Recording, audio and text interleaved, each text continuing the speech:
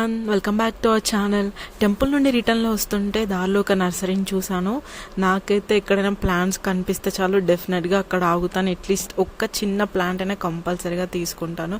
నాకైతే గార్డెనింగ్ అంటే చాలా ఇష్టం. మన ఇంట్లో ఒక చిన్న గార్డెన్ ఉన్నా చాలు, ఆ గార్డెన్ని చూస్తూ అలా ఉండిపోవచ్చు. అంత పీస్ఫుల్గా ఉంటుంది ప్లాంట్స్ని చూస్తే.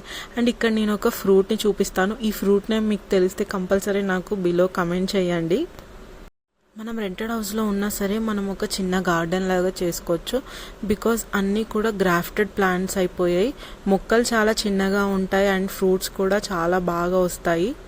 నేను రెగ్యులర్గా వెళ్ళే కొన్ని నర్సరీస్ ఉన్నాయి హైదరాబాద్లో, అవి కంపల్సరీ మీతో షేర్ చేసుకుంటాను.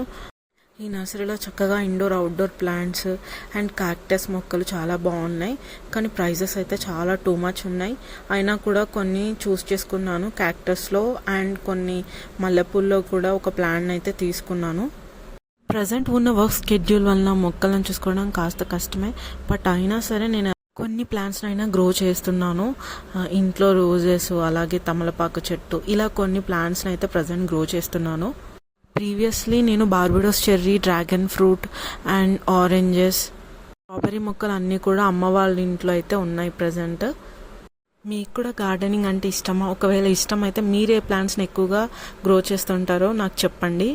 అండ్ ఇంకొకటి ఏంటంటే, రోడ్ సైడ్ ఉండే ప్లాంట్స్ అనేది ఎక్కువ రోజులు ఉండవన్నమాట. మేబీ అన్ని రోడ్ సైడ్ నర్సరీలో అలా ఉండకపోవచ్చు. ఈ నర్సరీలో అయితే అన్ని ప్లాంట్స్ని కవర్ చేశారు. స్టార్ ఫ్రూట్ దగ్గర నుంచి వాక్కాయలు, చాలా వాటికైతే ఫ్రూట్స్ కూడా ఉన్నాయి. ఈ వీడియో మీకు నచ్చినట్లయితే మన ఛానల్ని సబ్స్క్రైబ్ చేసుకొని లైక్ చేసుకోండి. మరొక వీడియోతో మళ్ళీ కలుద్దాం. అంతవరకు బాయ్ బాయ్.